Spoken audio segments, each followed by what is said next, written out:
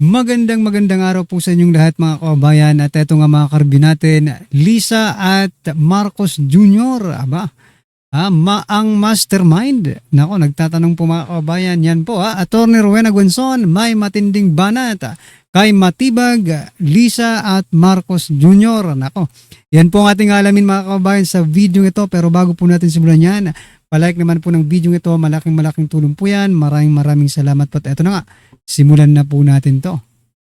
Hindi si Martin Romualdez ang mastermind, hindi si BBM ang mastermind. Kasi pag nanggigigil na siguro si BBM dyan, saka yung First Lady, na talagang unahin nyo yan kasi tinreten niya ako. Oo. Palagay ko may nagpapasikat din dyan sa NBI. Kaya masyado naman kayo dyan mga NBI agent, masyado kayong... Sino kaya yan? Inutusan nga kayo sabi mo nga naman. Inutusan kayo sa taas Ano naman Matibag? Ka ba pariset dyan? Importante pa sa'yo yung FBI. Ano ba yan? Di ba mga Amerikano yung mga FBI? Importante pa sa'yo ang FBI kaysa sa Senate Court Aba, hindi pwede yan. Kung ako ang presiding dyan, if you're absent, your testimony is waived. You show cause prosecution. You show cause. Why he cannot, he should be excused. You show cause why his testimony should not be deemed waived. Nabubot ako doon sa dalawang NBI witness kasi they were supposed to corroborate each other's testimony. Instead, they made it worse kasi yung ang isa nagsabi na there was an order from the higher-ups. Tapos yung isa, si Attorney Lotok, ay nagmamali-mali siya doon. Sinabi niya may typographical error siya. Which he was admonished by Senator Escudero na ano yung masabihin na typographical error ka sa dalawang dokumento?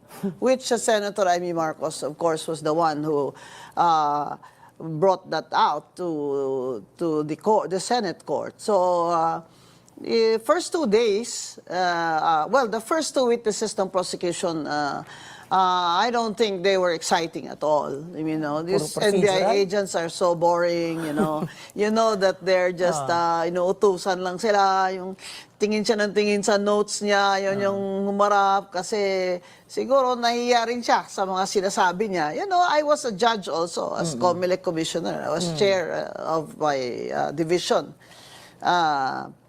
And we decided over election cases, of course, including the disqualification case of Bongbong Marcos. I was the presiding officer there.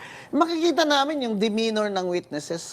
Kasama po yan sa pag-weigh mo ng credibility ng witness. Kung siya ba ay is he telling the truth? Is he lying? Is he avoiding? Ganon. Pero dito mga kabayan, dito po sa mga witness ni Matibag, what do you think mga karbi natin? Nagsisinungaling po ba sila? Or nagsasabi po sila ng katotohanan? Or magbase na lang po tayo sa mga dokumentong ipinapakita nila?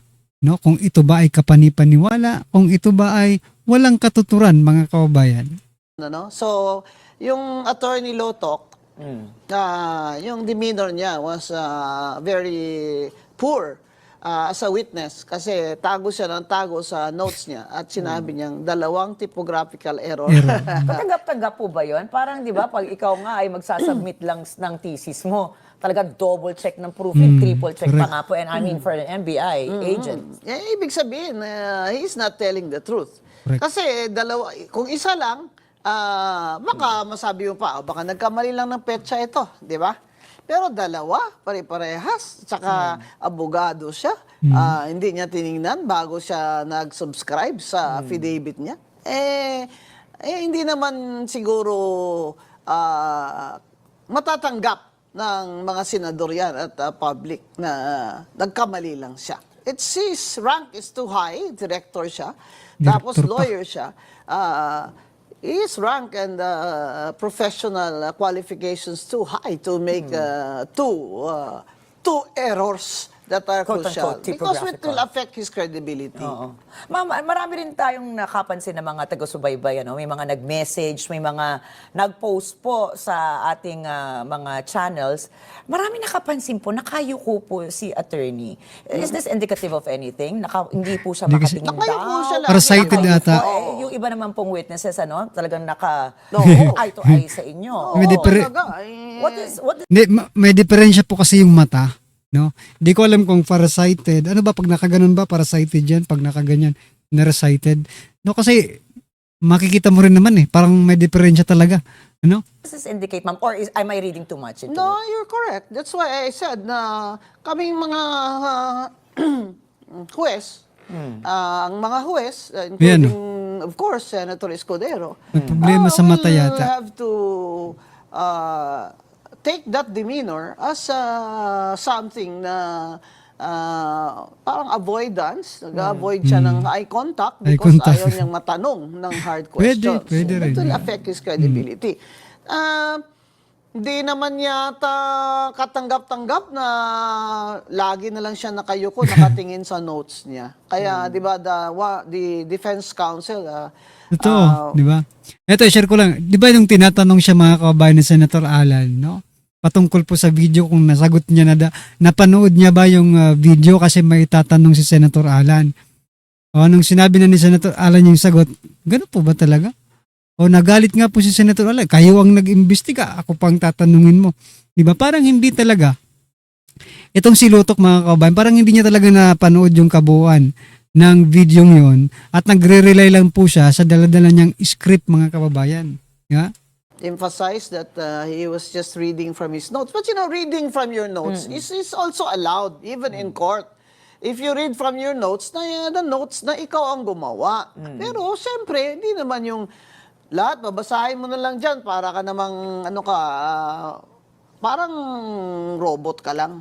Babasahin mo lang lahat doon sa sinulat. Baka Correct. iba ang sumulat niyan para sa'yo. Correct yun. That's the point why, you know, not looking at the judge and the court is when you are a witness, especially if you're a government officer of such high rank, is a no-no. Oh, yung points mo, bababa for credibility. Correct. Which is exactly what happened. Dalawang error sa petsa, sa subpoena, tsaka sa affidavit niya. Sasabihin niya lang, typographical error. Yung typographical error, ano lang yun, yung mga nag-misspell yung pangalan, di ba? Yung mga, hindi pwedeng typographical error lang yung petsa. Bukod Kasi po, notaryado yun. Opo. Oo, tsaka ilang beses ni-review yan ng notaryo, syempre, di No, ba? saka sinulat niya, binasa niya yun. Abogado siya. So, bukod po dyan, attorney, bukod po sa sinasabi nga natin na kaduda-dudang body language, ay nga po sa ating maraming taga-subaybay, ay marami sa mga kritiko rin nagsasabi nga, nakapo na rin po ng ganoon, tsaka yung mga typographical errors niya. Ano po sa palagay nyo yung biggest weakness na naipresenta niya ni Attorney Lotok bilang isang witness? Ang purpose kasi ng pag-present nila ng, I don't know if this is their strongest witnesses I don't think these are the strongest witnesses for the prosecution. Yan na siguro. And yet, Yan na po siguro mga kababayan yung pinakamalakas nilang witness kasi 'di ba? Sabi po nila before mag-start yung yung hearing, yung trial, uunahin daw nila yung grave threats, no? Kasi doon daw madali ang presenta ng ebidensya, no? At saka matibay daw yung mga ebidensya dito. Kapag eto hindi nakalusot, wala na po silang pag-asa, mga kababayan. open nila yung curtain ng trial with these witnesses who are, for me, they are weak witnesses. They have not mastered their testimonies. The first one was presented as some kind of forensic expert. 2 buwan lang naman siya nag-aaral nung forensic 2 weeks evidence nga lang. analysis. Expert na siya. 2 weeks Diba? lang po. Sa aming mga kunyari, if you go to attend a certain program in Harvard, before you can attend a certain program, you should be considered an expert in your field. You should have a minimum of at least 8 years in Aray that ko. field. Diba? Siya, 8 2 months years. lang siya nag-aaral 2 weeks lang yata, 2 months ba? evidence analysis. Expert na siya doon. Diba? So, it doesn't mean that if he's presented as some kind of expert, that he is an expert, di ba? At saka, I don't think he was presented as an expert witness. Iba yun.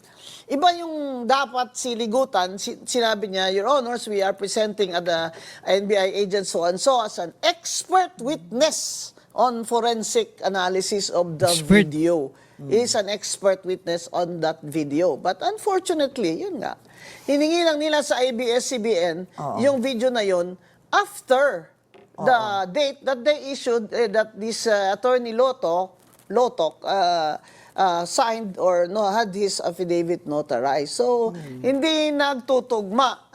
In other words, this is a credibility problem. So, ganito pala ngayon mga kabayan. So, di ba si Lutok, sabi nila expert si Lutok dahil, 2 weeks, 2 months. O sabi natin 1 year. 1 year siyang nag-aral. 1 year siyang dumaan sa masusi at maprosesong pag-iimbestiga. For example na lang dyan sa sa forensic, yung mga training nila, okay? So, ganito na pala ngayon mga kabayan. So, kumuha ka lang ng training, pwede ka nang pumirma. Di ba? Kahit 2 weeks ka lang, pwede ka nang pumirma. Samantala yung iba mga kabayan, nako, dugo at pawis ang puhunan para lang kumita sa kanilang mga pirma. Di ba? Pero si Lutok mga kabayan, 2 weeks or 2 months, pakiclarify nga po. Sa palagi ko 2 weeks talaga. For the prosecution. Plus, sinabi nung isa na may nag-utos. May nag-utos. Okay. Actually, ma'am, ito nga, sinaliksik ko nga, I remember, for you to become an expert, you have to at least have a certain number of hours. For instance, yung basic standard rule po, 10,000-hour rule comes from Malcolm Gladwell's 2008 book na Outliers. That's Na it. ibinasi po sa psychologist na talaga nag-aaral po nitong 10,000 expert hours. nga sa anumang larangan na si Ilang Kay taon yun? Anderson Ilang ano Edison. yun? Kaya sinabi ko na in my view, it's at least 8 years in the practice of your specific profession na ganon. Na, di ba? As forensic evidence expert, for example.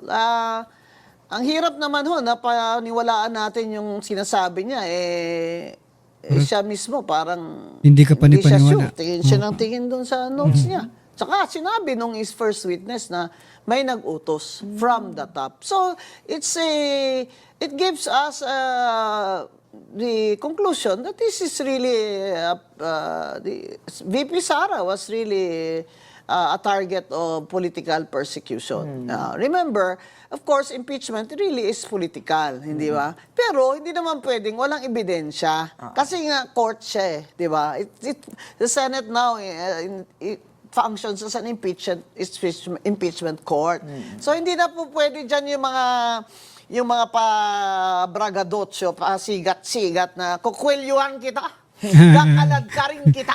Hindi Yan, na yun, pwede yan, Senator Nadali na siya, Tulfo. Tulfo yun. Kasi you're there as a judge, nakarobe ka nga dyan. Alam nyo kami mga naging huwes o naging commissioner. Malaki din bagay yan sa amin na pag nakarobe kami, dapat kagalang-galang kami. Hindi po ba? Lalong kagalang-galang. Kaya dyan po ay dapat nakikinig na ang mga senador, judges who are not used to this role, such as Senator Erwin Tulfo, to listen more and watch the evidence and view the evidence and read up on the rules of court or Supreme Court decisions, so para may batayan sila sa kanilang desisyon kung ito bang sinasabi ni Attorney Lotok ay kapani-paniwala. Hindi na po pwede yung magpadala sila sa kanilang political na color or partisanship, no? Kaya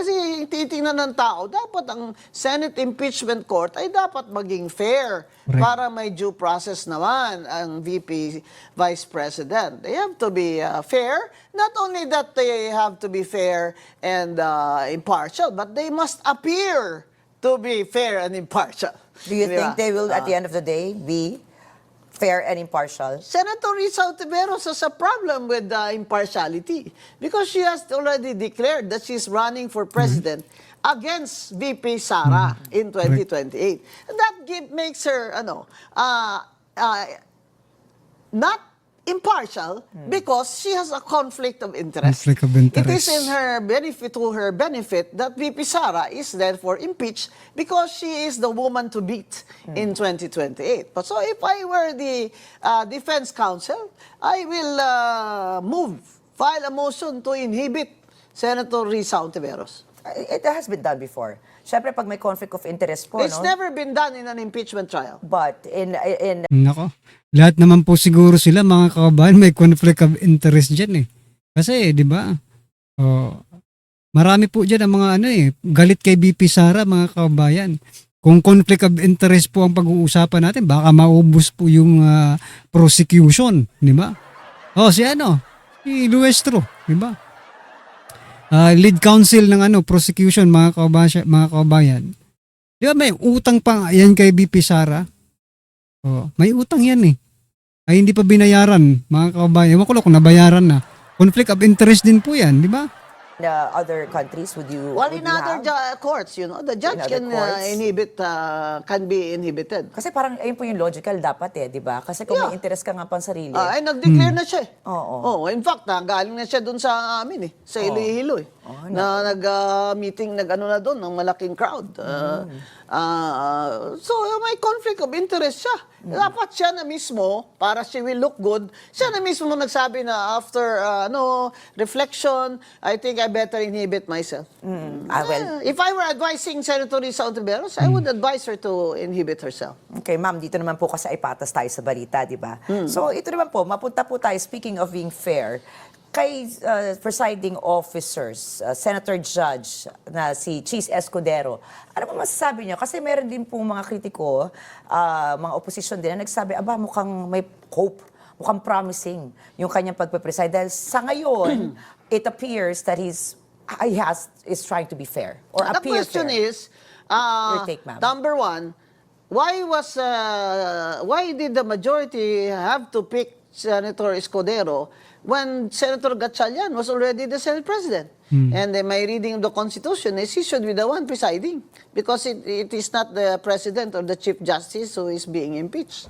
It's an admission on the part of Senator S.P. Gatchalian that he is not able, that he is not competent to preside over the impeachment trial, and that he might be viewed as partial. So, for that, I give him points. Okay, not that I agree that they can just appoint presiding officer. You have to follow the Constitution, but andyan na yan eh. And the other thing is, bakit hindi si Kiko Pangilinan? Bakit si Cheese Escudero? Kasi si Kiko Pangilinan, hindi yan nag-practice ng matagal. Mag-graduate yan sa UP, pumasok agad yan sa local politics, ng konsehal yan, hindi ba? So, wala siyang, kumbaga, Experience. enough sufficient experience siguro sa rules of court. Tapos baka ayaw niyang siya. Kasi he's looking at the future. Baka mamaya, may mangyari pa. Di ba? Masisi pa siya. But si Escudero is a good choice. Kasi marunong na, inabot pa niya ako dyan sa college na I was his senior.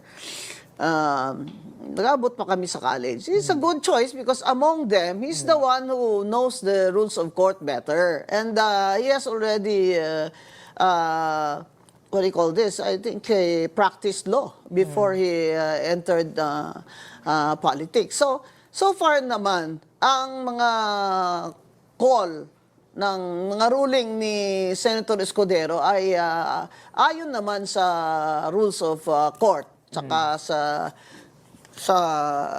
I suppose rules of the Senate, no? Kasi dati naman siyang Senate President, hindi ba? Tsaka Sana si na lang po ang nag-preside, no, si Soto si Senator Soto na lang sana nag-preside kasi sila naman yung diyan sila naman yung malakas, di ba? Para makita natin kung paano sila gumalaw. Baka mamaya kasi mga kababayan hanggang ngawa lang itong mga hinayupak na ito. Ha? Kaya pala sila siguro nag-decide sila, ikaw na lang, Cheese, kasi medyo magaling ka. Di ba? Bakit kaya hindi si Soto ang nag-presiding officer, mga kababayan? marunong siyang makinig muna bago siya mag-ruling, di ba? Yung pinapa-strike from the record ni Senator Pia Cayetano, yung mga sinabing ganun-ganun. Kinausap niya muna si Senator Pia and then he made a ruling na wag na lang i-strike, let it remain on the record. Let the senators decide for themselves how to treat that statement because anyway, na-publicize na naka-on TV na you know, because he also has to be, what do you call this, accommodate the senator judges. Mahirap, ibang usapan to eh. Ibang klaseng hearing itong court ng Senate Court eh. Oo. Doon sa mga regional trial courts, isa lang ang judge. Sa Court of Appeals, 3 lang ang justices. Ito, marami sila eh. No? And each one will vote according to how she or he will view the evidence. Yung tinatanong ako, what is the standard of evidence? Opo. Hindi naman daw beyond reasonable doubt. Kasi hindi naman criminal case ito. Sinasabi ng prosecution para mas madali sa kanila. Pero hindi naman po ito administrative case. Kaya hindi naman po dapat substantial evidence lang. For example, 3 ano lang dyan.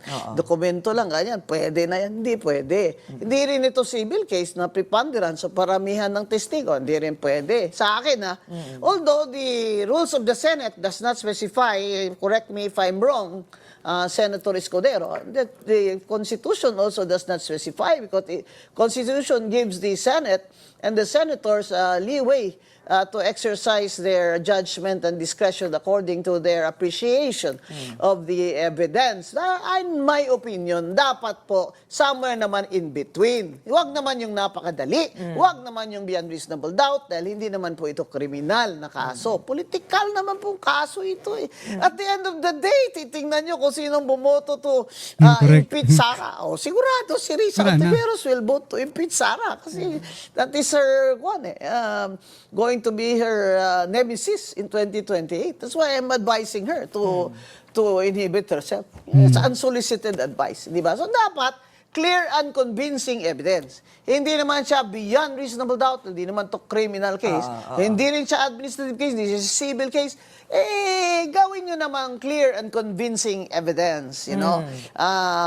Pero grabe naman, hindi naman paramihan ng testigo. Balita ko, between the prosecution and the defense, 100 witnesses daw. Ang sa... Kasi magkano nang gagastusin nyo dyan? 100 witnesses pakikinggan namin, no? At mga tao, inihintay pa rin na may makulong dyan sa flood control corruption. Pero hanggang ngayon, wala. Yung Ilang buwan mga na tao, Ilang buwan na lang po, magsasona na. So, sa tingin nyo, may re-report pong ating Pangulo?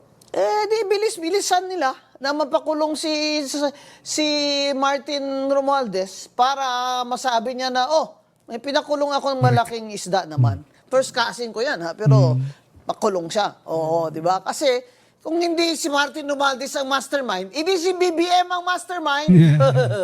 Di ba? Kailangan makulong si Martin Romualdez dyan. Pero tingnan mo naman ginagawa ng ating administrasyon at ng Senado. Napasa na doon sa House of Representatives ang bill na sinasabi ni Leandro Lebiste to suspend the collection of the VAT and the excise tax sa ating fuel. Hindi niya pa pinapasa dyan sa Senado. Mas importante naman yun sa araw-araw na buhay ng tao. Kahit mag-impeachment trial kayo, dapat nagsisession din sana kayo. Para naman po yung grabe naman yung... Yung gastos po natin dyan, 25 million pesos a day. Oo. Sa Senado 25 para million. mag-operate lang po. So sana nga yung mga sinasabi nakabimbing natin, batas. we should not be distracted and they should not be distracted from their duty, which is to alleviate the poverty now that our people are suffering, di ba? More than half of the Filipinos are hungry. 1.5 million we have no jobs. 15 million are underemployed or working only part-time.